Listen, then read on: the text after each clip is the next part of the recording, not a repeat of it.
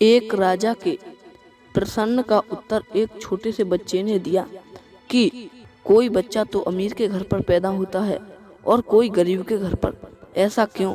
नमस्कार दोस्तों, आज की कहानी बड़ी ही इंटरेस्टिंग और मोटिवेशनल होने वाली है। आज की कहानी बड़ी ही महत्वपूर्ण है। आपसे निवेदन है कि इस वीडियो को पूरा जरूर देखें। जाने अनजाने में होने वाले पाप किस तरह अपना असर दिखाते हैं। दोस्तों, यह तो सच है कि कर्म का पौधा एक दिन फलता जरूर है, चाहे वह कितने ही दिन बाद क्यों ना हो।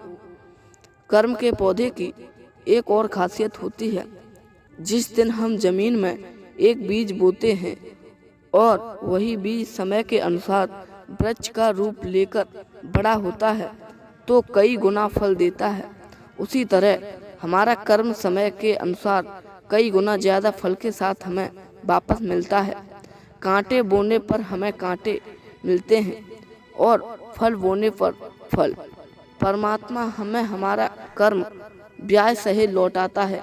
उसके लिए अगर यह जन्म पर्याप्त नहीं हुआ तो अगले जन्म में लौटाता है, और अगला जन्म भी पर्याप्त नहीं हुआ तो फिर और अगले जन्म में लौटा आएगा। आपको आपके कर्म का परिणाम मिलना ही मिलना है।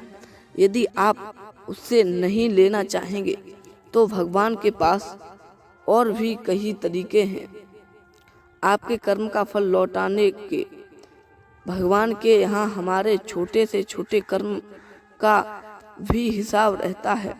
जिस तरह सुनार के पास अमीर और गरीब दोनों की धरोहर का हिसाब रहता है। दोस्तों, कुछ कर्म हमसे जाने अनजाने में, हंसी दिल्लगी में, खेल कूद में हो जाते हैं, जिसका हिसाब हम तो भूल जाते हैं, पर परमात्मा अपने यहाँ उन्हें संभाल कर रखता है साथियों, और समय के साथ उन्हें हमको ही वापस लौटा देता है। दोस्तों, भगवान की अदालत में हमारे सूक्ष्म से सूक्ष्म कर्म का हिसाब भी होता है। मित्रों, किसी देश में एक राजा का राज्य अभिषेक हुआ था। अब से पहले वह एक आम नागरिक की तरह जीवन जी रहा था, लेकिन राजा बनते ही उसका जीवन पूरी तरह से बदल गया। उसकी जिंदगी में अनेकों प्रकार के सुख आ गए। राजा बनकर वह अपनी किस्मत को सरने लगा कि मैं कितनी अच्छी मुहूर्त में जन्म लेकर आया हूँ, जो मुझे राज्य पद मिल गया। यही बात सोचते सोचते उसके दिमाग में एक और बात आ गई कि जब मेरा जन्म हुआ होगा तब उसी घड़ी में, उसी नक्षत्र में, किसी समय पर दुनिया में और भी हजारों लोगों ने जन्म लिया होगा। क्या वे सभी मेरी तरह राजा बने होंगे? मुझे तो नहीं लगता ऐसा हुआ होगा। यदि ऐसा नहीं हुआ है तो क्यों राजा इसी बात को हर समय मन में लिए घूमता रहता था कि भगवान ने एक ही मुहूर्त में जन्मे लोगों को राजा क्यों नहीं बनाया। साथियों, राजा ने इस पहेली को सुलझाने का बहुत प्रयास किया, किंतु उसे कहीं से भी इसका ठीक समाधान नहीं मिला। इसी सवाल का जवाब पाने के लिए राजा ने अपने दरबार में एक से एक विद्वान ज्योतिषाचार्य को बुलाया। बड़े बड़े ज्ञानी ऋषियों को दरबार में बुलाया, पर कोई भी राजा की शंका का उचित हल नहीं दे सका। राजा के मन में प्रश्न अभी भी जके त्यों बना हुआ था कि जिस समय मैं पैदा हुआ उसी समय में पैदा होने वाले अन्य लोगों की कुंडली में राजयोग क्यों नहीं बना, केवल मैं ही राजा क्यों बना। राजा साहब कुछ भी करके इस प्रश्न का उत्तर जानना चाहते थे। राजा ने एक प्रण किया कि जब तक मैं इसका उत्तर ढूंढ ना लूंगा तब तक राजगद्दी पर नहीं बैठूंगा। दोस्तों, उसी राज्य की जिम्मेदारी अपने मंत्रियों को सौंप दी और प्रश्न का उत्तर खोजने के लिए जंगल की ओर चल पड़ा।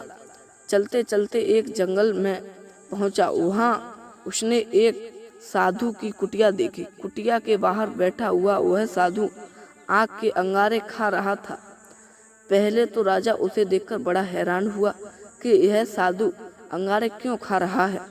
दोस्तों, फिर हिम्मत कर उसने साधु को प्रणाम करते हुए उनसे पूछा कि हे साधु महाराज, मैं आपके पास एक प्रश्न का उत्तर जानने आया हूँ और मेरा प्रश्न यह है कि मैं जिस घड़ी नक्षत्र में पैदा हुआ उसी घड़ी नक्षत्र में पैदा होने वाले और भी बहुत सारे लोग हैं, परंतु मैं राजा बना और वे सब राजा क्यों नहीं बने। बंधुओं, राजा के प्रश्न को सुनकर साधु ने कहा, हे राजन, तुम्हारे इस प्रश्न का उत्तर मैं नहीं दे सकता। यहाँ से जब आप आगे जाओगे तो तुम्हें एक और साधु मिलेगा, वो तुम्हें तुम्हारे प्रश्न का उत्तर जरूर दे देगा। यह सुनकर राजा आगे की ओर चल दिया। चलते चलते राजा जंगल में और आगे पहुंचा तो उसने एक साधु की कुटिया देखी। दोस्तों, कुटिया के बाहर बैठा हुआ एक साधु कुछ अजीब हरकतें कर रहा था। वह देखकर राजा आश्चर्य से भर गया। दरअसल वो साधु अपने ही शरीर का मांस नोच नोच कर खा रहा था। साधु की यह हरकत देखकर राजा डर गया। फिर भी उसने हिम्मत करके साधु से पूछ लिया, हे महात्मा, तुम ऐसा क्यों कर रहे हो। साधु ने कहा, मुसाफिर, मुझे मेरे हाल पर छोड़ दो। यदि तुम्हारा मुझसे कोई काम है तो बताओ। राजा ने कहा, साधु, मैं एक प्रश्न का उत्तर जानने आया हूँ। मैं जानना चाहता हूँ कि मैं जब पैदा हुआ था उस समय दुनिया में अनेक लोग पैदा हुए होंगे, फिर भी मेरी किस्मत में राजयोग बना क्यों, बाकी लोगों का क्यों नहीं। साधु ने कहा, राजन, तेरे प्रश्न का उत्तर मैं नहीं दे सकता। हाँ, यदि तू आगे जाएगा तो तुझे तेरे प्रश्न का उत्तर जरूर मिल जाएगा। इतना कहकर वह साधु फिर से अपना मांस नोच नोच कर खाने में लग गया। राजा उन दोनों साधुओं के बारे में सोचता हुआ आगे को बढ़ने लगा। चलते चलते राजा एक गांव में पहुंचा। गांव से बाहर कुएं पर एक स्त्री बैठी हुई थी। उसके हाथ में एक रस्सी और बाल्टी थी। वह स्त्री बहुत प्यासी थी, पर दुर्भाग्य की बात वह जिस कुएं में पानी भरने के लिए बाल्टी डालती थी वहीं कुआं सूख जाता था। वह जिस पेड़ से फल तोड़कर खाना चाहती थी वह फल उसके तोड़ते ही सड़ जाता था। राजा यह देखकर बड़ा हैरान हुआ कि एक स्त्री के साथ ऐसा क्यों हो रहा है। फिर उन्होंने उस महिला से अपना प्रश्न पूछा कि मुझे यह बताइए कि मेरे साथ साथ दुनिया में और भी हजारों लोगों ने जन्म लिया होगा, मेरी तरह वे सब राजा क्यों नहीं बने। तब वह स्त्री कहती है, हे राजन, मैं तुम्हारे सवाल का जवाब नहीं दे सकती। प्यास से मेरा दम निकला जा रहा है। तुम्हारे प्रश्न का उत्तर तुम्हारे ही शहर में एक निषद के घर बालक जन्म लेगा। वही बालक तुम्हें तुम्हारे सवाल का जवाब दे सकता है। लेकिन ध्यान रहे, वो लड़का का जन्म लेने के 1 घंटे के बाद मर जाएगा। यदि आप समय पर पहुंच गए तो तुम्हें तुम्हारे प्रश्न का उत्तर मिल जाएगा। दर्शक बंधुओं, उस औरत ने राजा को उस निषाद का नाम पता सब बता दिया। राजा तत्काल घोड़े पर बैठकर अपने नगर को लौट आया। सिपाहियों को भेजकर राजा ने पता करवाया तो पता चला कि उस औरत ने जिस निषाद का नाम बताया था उसके घर वास्तव में एक बालक का जन्म होने वाला है। राजा को जानकर कुछ संतुष्टि हुई कि अब उसे उसके सवाल का जवाब मिल ही जाएगा। दोस्तों, उधर उस बालक का जन्म होता है। उसी क्षण राजा उस बालक से मिलने पहुंच जाता है। राजा ने तुरंत उस बालक को गोद में लिया तो राजा की गोद में पहुंचते ही वह बालक बोलने लगा।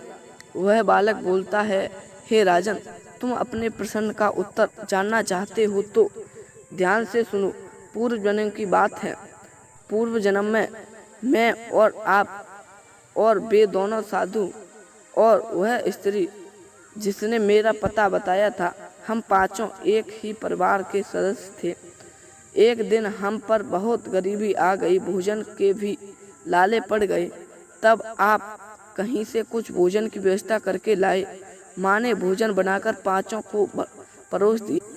हम पांचों भोजन करने को बैठे ही थे कि अचानक कहीं से एक कई दिनों का भूखा भिखारी आ गया और वह गिड़गिड़ा हुआ भोजन मांगने लगा। वह भिखारी सबसे पहले आपके बड़े बेटे से बोला कि आप यह भोजन मुझे दे दो, भूख से मेरे प्राण चले जाएंगे। आप तो हष्ट पुष्ट हो, भूख का दुख सह लोगे। तब आपके बड़े बेटे ने उस भिखारी को जवाब दिया कि भिखारी, यह भोजन मैं तुझे दे दूंगा तो मैं क्या आग के अंगारे खाऊंगा। वही तुम्हारा बड़ा बेटा वो साधु था जो जंगल में बैठ के अंगारे खा रहा था। दोस्तों, परमात्मा ने उसे ऐसा दंड दिया है कि उसे अन्न खाने को ही नहीं मिला, अंगारे खाकर ही वह अपना कर्म दंड भोग रहा है। तुम्हारे दूसरे बेटे से जब भिखारी ने भोजन मांगा तो उसने भी भिखारी को ठकर जवाब दिया कि भिखारी, यदि अपना भोजन मैं तुझे दे दूंगा तो मैं क्या अपना मांस खाऊंगा। परमात्मा ने आज उसे मांस खाने को ही छोड़ दिया। जो दूसरा साधु था वो पूर्व जन्म का आपका दूसरा बेटा था।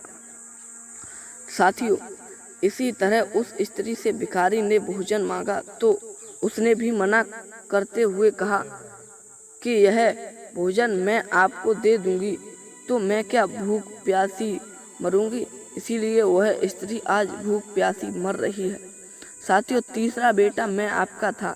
जब भिखारी ने मुझसे भोजन मांगा तो मैंने उसे जवाब दिया कि भिखारी, यह भोजन मैं तुझे दे दूं तो मैं क्या मरने के लिए पैदा हुआ हूँ। उसी पाप के कारण महाराज मैं जन्म लेने के कुछ समय बाद मर जाता हूँ। अब तक ना जाने मैं कितने जन्म लेकर मर चुका हूँ। जब उस भिखारी ने आपसे भोजन मांगा तो आपने आगे का भोजन स्वयं ना खाकर उस भिखारी को दे दिया। भिखारी को आशीष देकर चला गया। उसी पुण्य के प्रताप से आज आप राजा बने हैं और हम सब अपने कर्म का दंड भोग रहे हैं। राजन, दुनिया में जिसको जो मिलता है वो उसके पूर्व कर्म फल होते हैं और जो वो खाता है, कष्ट भोगता है, वह उसके बुरे कर्मों का परिणाम होता है। जाने अनजाने में हमारे द्वारा बना हुआ कर्म भविष्य में या अगले जन्म में अपना फल और कुफल जरूर दिखाता है। इसीलिए मित्रों, हमें इस प्रकार से चलना चाहिए कि हमसे अनजाने में भी कोई पाप ना बन सके। पाप चाहे जानकर हो या अनजाने में, उसका परिणाम तो भोगना ही पड़ेगा। ऐसा नहीं है कि आपसे अनजाने में पाप बन गया तो उसका दंड आपको नहीं मिलेगा। दंड तो आपको मिलेगा ही मिलेगा। बुरा बुरा होता है, जानकर करो या अनजाने में। दोस्तों, राजा को अपने सवाल का जवाब मिल गया। दर्शक बंधुओं, आपको ये वीडियो उम्मीद है पसंद आई होगी। यदि पसंद आई है तो कृपया चैनल को सब्सक्राइब करें और लाइक शेयर कमेंट करना तो बिल्कुल ना भूलें। दोस्तों, ऐसी ही नई नई इंटरेस्टिंग वीडियो इस चैनल पर आती रहेंगी। अब मिलेंगे अगली वीडियो में। तब तक के लिए सभी भक्तों को जय श्री राधे, जय श्री कृष्णा, जय हिंद, जय शिव।